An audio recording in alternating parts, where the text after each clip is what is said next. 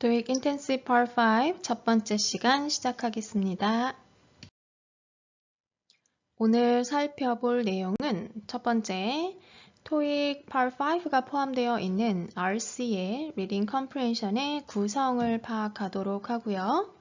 두 번째로 토익 Part 5의 문제 유형에 대해서 이해하는 시간을 갖도록 하겠습니다.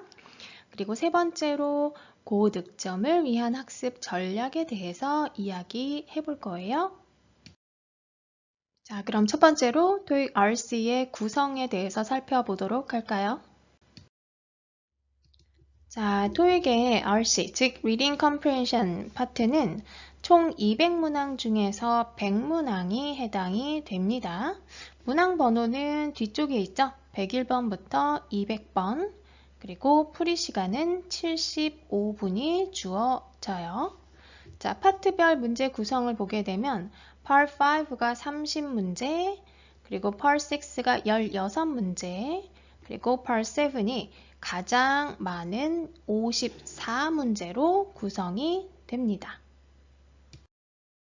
자, 그 중에 Part 5라고 하는 것은 문항수로 봤을 때 30문항으로 RC 전체 100문항 중에서 30%에 해당이 된다라고 볼 수가 있겠죠. 그래서 101번부터 130번까지가 해당이 되고요. 문제 유형으로는 문법, 단어 단위의 문법 사항을 아는지 물어보는 그런 문제가 있고, 그리고 구나 절 단위에서의 문법 문제, 그리고 어휘 문제로 이렇게 나누어진다고 볼 수가 있어요. 그래서 전체 30문항 중에서 각 유형별 문항 구성을 보면요. 이 문법, 단어 단위 문항이 8개에서 10문항 해서 퍼센트로 보면은 30에서 35% 정도 된다라고 볼 수가 있겠고, 또 구나 절 단위의 문항을 보면 6에서 8문항 해서 20에서 25% 정도 해당이 됩니다. 그리고 나머지 어휘 문제가 12에서 15문항 정도고요. 40, 50% 정도가 해당이 된다라고 볼 수가 있습니다. 자, 두 번째로 이번에는 토익 Part 5의 문제 유형에 대해서 살펴보도록 하겠습니다. 자, 먼저 문법 문제인데요. 문법 문제 중에서도 단어 단위로 출제가 되는 그러한 문제 같은 경우는 문장의 기본 성분에 대해서 여러분들의 지식을 묻는 문제, 특히나 주어와 동사를 중심으로 한 그러한 문제가 나올 수 있고요. 그리고 주요 품사를 중심으로 한 문제, 명사, 동사, 형용사, 부사, 그리고 전치사와 같은 것들에 대한 문제요. 그리고 문장의 오형식에 따른 주요 성분에 대한 문제, 이런 것들이 나올 수가 있어요. 이러한 것들이 주로 빈칸으로 주어지면서 거기에 알맞은 단어를 앞뒤 성분과 연관지어서 분석한 후에 선택할 수 있어야 하는 것이죠. 자, 그럼 이번에는 똑같은 문법 문제인데 구와 절 단위에서의 문법 문제는 어떻게 출제되는지 보도록 하겠습니다. 자, 구나 절을 연결하는 문법 성분에 대한 문제, 즉 접속사나 관계사, 전치사, 비교, 도치, 구문 등이 여기에 해당될 수가 있어요.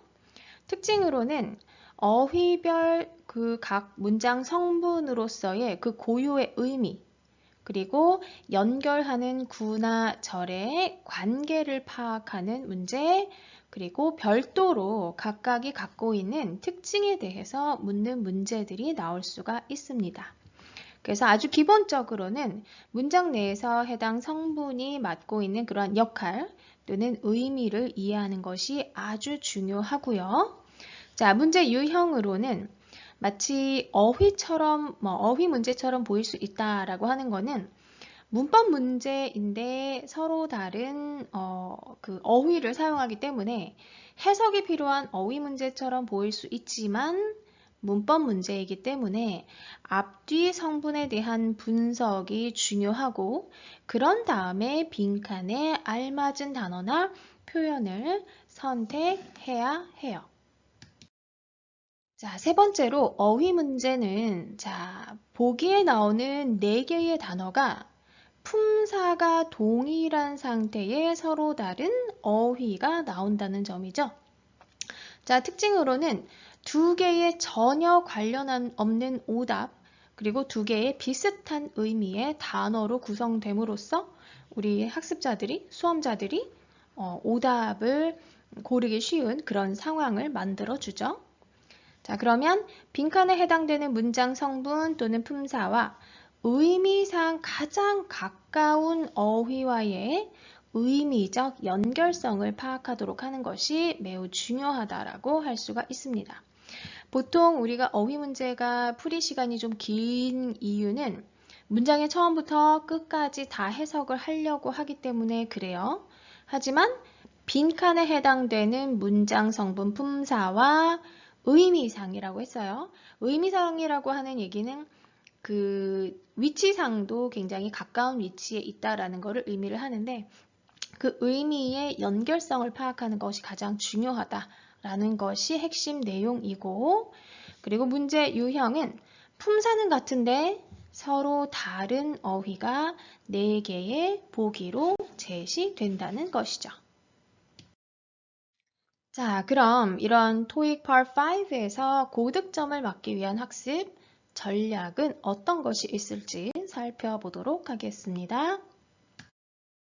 자, 첫 번째로 단어 단위에 있어서의 문법 문제 같은 경우는 문장의 기본 성분, 품사, 그리고 문장의 오형식에 대한 이해와 그리고 필요한 내용에 대한 암기는 필수입니다.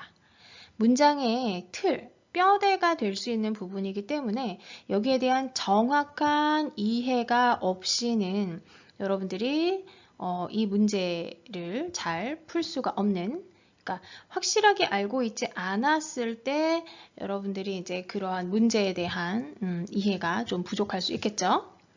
두 번째로 기본 성분, 주어 동사를 포함하고 있는 기본 성분을 파악하고 빈칸을 중심으로 한 주변 성분과의 관계를 분석하는 연습이 매우 중요할 수가 있어요.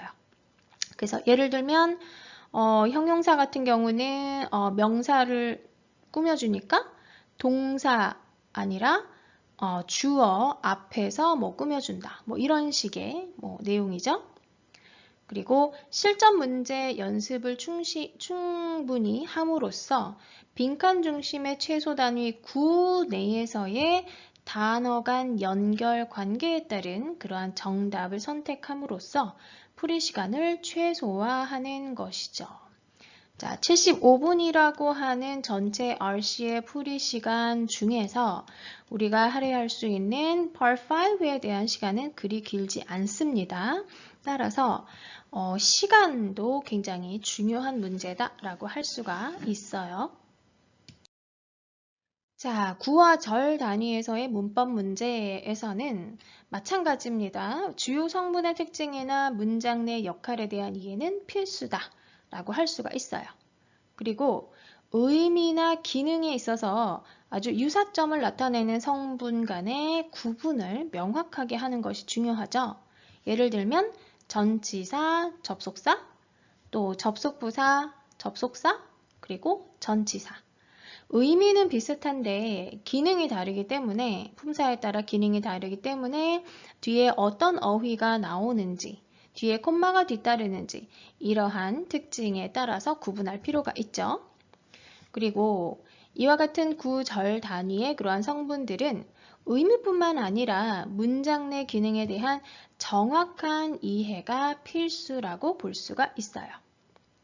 자, 실전 문제 연습에서는 4개의 보기를 먼저 품사로 구분을 합니다.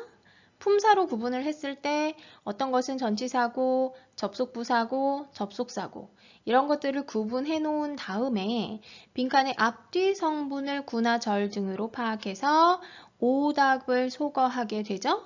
그리고 남는 성분 중에서 마지막에 해야 되는 이제 그런 단계가 해석이다 라고 할 수가 있어요.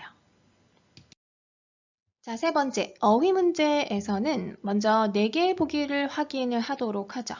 그래서 같은 품사에 서로 다른 어휘로 구성되어 있는 경우를 볼 수가 있는데, 자, 이때 주의할 것, 문장 전체를 해석할 필요는 없다라는 겁니다. 물론 필요에 따라서 그것이 필요할 때도 있지만 대부분의 경우는 그럴 필요가 없다. 즉, 빈칸에 가장 근접한 또는 의미상 가장 가까운 어휘와의 연결 관계를 파악하는 것이 핵심이다라고 할 수가 있어요. 그리고 여러분들이 어휘 문제에 조금 더 익숙해지기 위해서는 어휘를 암기할 때 단어 단위보다는 구 단위의 어휘 암기를 습관화하면 어휘 문제를 접근하는 데 굉장히 많은 도움이 돼요.